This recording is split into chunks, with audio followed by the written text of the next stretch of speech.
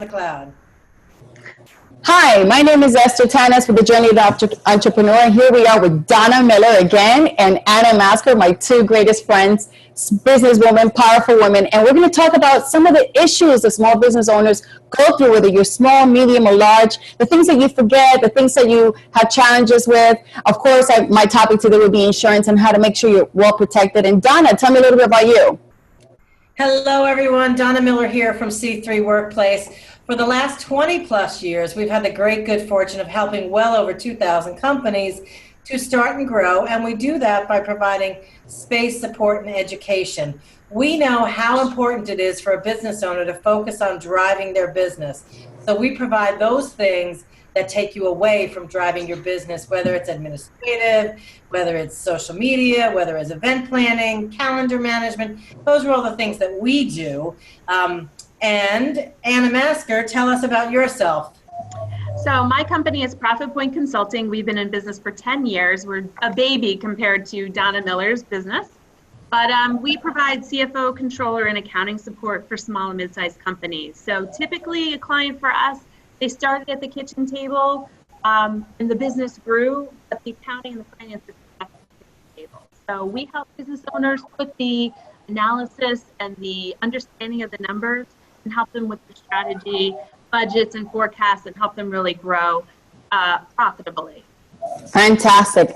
As you all know, I've been in the insurance business for 32 years, by my own insurance agency for 18. And of course, my favorite topic is to make sure that you're well protected. So I'm going to start a little bit of some of the things that people forget to insure. I mean, most of the time we're worried about, oh, do I have liability? And it's important because losses will happen eventually in our business, in our journey. But we also, the number one thing that I notice people forget is business interruption. When something happens to your brick and mortar or where you were running your business and now you can't be in business because the location needs to be remodeled, they forget to have all your financials in order. And then when they're making their claims, they don't get enough money reimbursed to them because they don't have their financials. And I think both Donna and my friend Anna are big finance girls, and they can tell you a little bit, what are the key things that you guys would recommend that they should have in order? I know what the insurance company wants. How do you can deliver that to the client? Anna. Well, I mean, I think number one, the number one thing is to make sure you have somebody responsible doing your accounting. Sometimes, like I said, when the business is started at the kitchen table, maybe it's your mom or your wife or, you know, a brother who's doing the books. But at a certain point, you need to really make sure that that person is either educated to do the accounting correctly, but or if not, get somebody like Donna or myself to help do that. But the other thing is that one of the most important things is to actually look at the financial statements periodically, monthly at a minimum. A lot of our clients, you know, they started a business, they're really good salespeople, they're really good technicians, they're really good, they have a great product or service. Nobody that I've ever met has ever said, oh, I'm going to get into business to do debits and credit. So this is an important part of your business, but just because you don't know too much about it doesn't mean you need to ignore it. It's really an important part.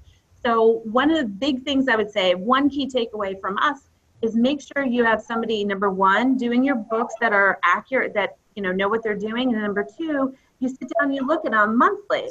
And there's a bunch of reports that you can run. Most of our clients use QuickBooks, but it's just if you can sit down and look at them and start to understand, and whether you sit with your CPA and say, hey, show me how to make this work or understand these, or you have somebody like Donna or ourselves help you sit down and go through and say, what does this actually mean? So. Very good. Hey Donna, I know that you do bookkeeping in your businesses as well, that back office support that you do.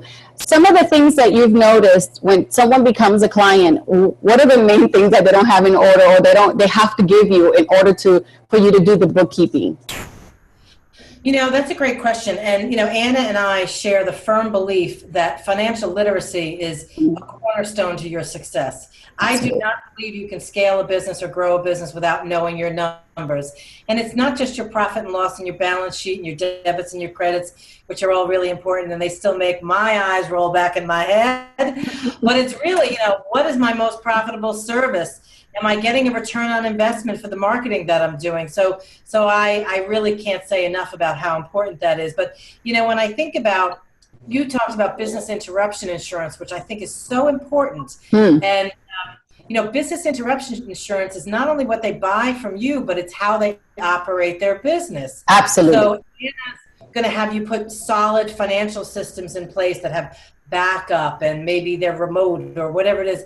But the other thing I think a lot of companies fail to do early on, when it's actually easier to do, is to create written standard operating procedures. Fantastic. For all the things that you do. So the reality is, if you want to become an organization, you have to think like one. Even when it's, even when that organizational chart is full with me, you still have to behave like an organization. So if you're looking to grow and you're looking to ultimately delegate or outsource tasks, which you're going to have to do to grow a business, the thing that I always recommend people do is start creating those written procedures from the beginning. I have a lot of clients this time of year who will bring on interns. Interns can be great, but they're going to take a fair amount of your time as well. At a minimum, make sure that intern is documenting what they're doing, so that if next summer you have an intern to do the same thing, guess what? It's going to take a fraction of your time to onboard that person and manage them. So when you begin to grow your business, you're going to have to delegate, and a great foundation to delegating is having those written standard operating practices. So important. So when there is a business interruption claim, most people don't understand those little facts. For example, you need to be able to provide what were your sales last year and what are your projection sales for this year. If your claim happened in April, the average claim takes about 9 months. When there's a fire, when there's flooding, when there's big damages. So you have to know what would be your losses for the next nine months. How many employees do you have?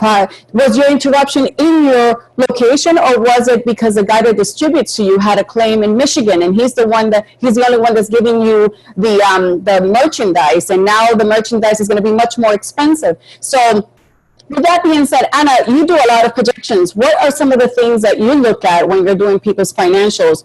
And this comes back to your insurance. How does it connect to it? Some of the reports that Anna and Donna probably prepare are crucial. So, Anna, tell me some of the things that people fail to do, or common errors that are made. Yeah, it's so funny that you bring that up, Esther, that a lot of people don't understand the timeline it takes to file a claim and then actually get paid. So what we do a lot of projections around cash and cash forecasting, and I call cash your no exclusion insurance policy, right? So you can't deny a claim. The cash will allow you to bridge until you get that claim in. And so a lot of our forecasting is around, how much money am I going to have today? How much money am I going to have in 2 weeks, 3 weeks, 4 weeks, 6 weeks? And even though it sounds a little complicated, it just really becomes down to putting a spreadsheet together that says, what do I think is going to come in? What do I think is going to come out? And if you want to talk about the best sleep medicine for an entrepreneur is having better idea and forecast on their cash. So a lot of times our clients, we'll be kind of running, well, I have cash this week, so I'm going to pay out as much as I can so my vendors stop screaming. But really what it boils down to is forecasting, okay, well, I have the cash today, but oh, by the way, I've got payroll in 2 weeks. So let me hang on to that. That in 2 weeks, you're not going, I hope I can make payroll. I hope I can make payroll. So you really want to have a forecast around cash.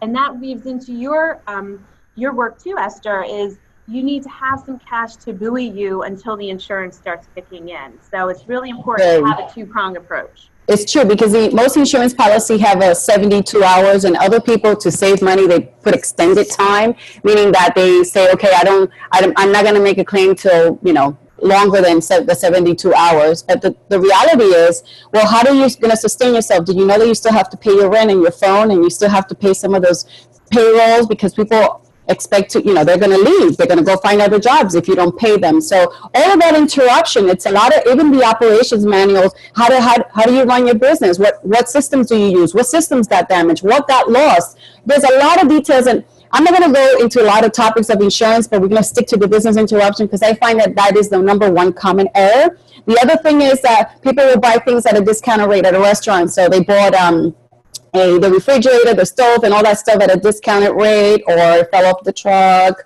whatever. And now there's a claim, but you can't get fall off the truck again. You know what I mean? Like that luck doesn't happen more than once. So now you said to me that the insurance, your contents equipment was $5,000, but in reality you need $20,000. But you insured it for $5,000. You made a mistake. Now, Donna, tell me a little bit about some of the backup office support that you do that may be interrupted, you know, and may impact the client, and some of the things that they need to know, that cost factor that is costing them in operations. Well, you know, it's funny because when you talk about business interruption insurance, I think of us as more of a solution than a factor in the business interruption. I think of several instances over the last several years where there were major natural disasters that happened, whether it was people not having power for months, well, not months, for a week after Hurricane Sandy. We were in Montclair and we had power. So we had many people working in our office, and that was something we were able to do for them. When I think about people losing power and not being able to get to their email or their phones, those are things that we do. So we, in an instant, can become the backup operation for these companies, whether it's we're answering their telephone, whether it's they're working in our office, whether they're using our team because they can't connect with their team. Right. So, that's a cost right there. That's a cost right there. So the insurance company will have to reimburse this person for that cost. So when you're doing your bookkeeping and all of that, there's a cost to that client. So what would be, you know, the average solutions that you're talking about, you know, aside from doing their emails? What are the I think it very much depends on the client. And in some cases, it won't impact the client very much. I see more and more virtual teams, which I think is very interesting, both from a work-life integration, because I don't really think work-life balance exists. I think it's about integrating. That's true. So I think virtual teams are a really strong business interruption model. After 9/11, we had someone rent an office from us, and they were a very well-known financial services firm, and that firm made a decision to work out of multiple locations, and they would never have a certain number of people at a certain level in the same location at the same time again. Wow. So sometimes about how do you spread your operation around, and now with these virtual tools, it's frankly so much easier to do it. So sometimes we're providing that virtual assistance to our clients. So it's impossible for me to say what someone should budget for that, because it could be, you know, if it's someone that needs space, it could be $1,000 a month. If it's someone that needs space and a staff, it could be a couple thousand. If it's someone who just needs, you know, a corner, it could be 100. So, you know, different companies are going to need different things. Think of put out of your house, you might need different things depending upon what stage, you know, do you have children, do you not have children? So it's the same thing. I think if you do have a full-on interruption, what you need is going to vary. But I think that, like anything in life, the more you can prepare and the better, you know, Anna's about having financial literacy and knowing your cash flow. So if you could see your cash into the future, that's a strong tool. If you can look at your operations and have it set up in different ways going forward, you're really mitigating the risk. That is true. Risk in different ways. You mitigate risk by having a financial reserve, you mitigate risk by having good insurance, and you mitigate risk by having good operational procedures. Yeah, and Donna's correct, because she has she would be the solution in case of a claim, right? So she has the space that you can work out of. Obviously, it's not for everyone if you're in a restaurant business or if you're in manufacturing, but for those that are in office services, she would be a solution to that. But that cost of that additional cost, that transition, that shift that happens when there is a claim, that has to be put in a report. And someone like Anna or Donna will be able to put it in your financial reports to make a claim. But in order to do that, you have to have all your ducks in a row. And one of the issues that we have is that small businesses don't have their QuickBooks in order or they're categorizing correctly. How many times do you see that, Anna, of categories? Yeah, I mean, that happens often, and it's the easy remedy is just being able to take a look at things and look at them. You know, one report we like to run every month is look at your P&L report, and you run that report for 12 months or 6 months, or so you can start seeing where things are maybe misclassified. You know, and I think what we're all saying is each component of what we all, insurance and back office and financial, back to Donna's point, is risk mitigation, but it's also peace of mind, right? Yes. So it is peace of mind that your operations will run because you've got a team behind you and you're building a business that goes beyond just yourself. And so having the right people in the right seats really helps you drive that, as well as making sure you're protected and covered, and then you have a scalable operation in the back end. Even if you're only one person, it's very possible to do. So that's Donna's point. You know what I see that surprises me about business owners is, and especially when it comes to the bookkeeping, is that some business owners hold on to it really tight, and it's not really what they know well, and you know, it actually causes them more stress to do it themselves than to actually delegate it to the right company. But sometimes I have clients come to me where they have not just delegated their books, they have on some level relinquished control. And abdicated. Mm-hmm. Right? And the reports that they should review are how they empower versus relinquishing control. So, you know, I think there's that balance of knowing how much and how, and to work with professionals like yourselves that will provide the guidance that really helps them to get from where they are to where they're trying to go, which is what we're all doing in helping our clients. Fantastic. So we're going to give one more advice, each of us.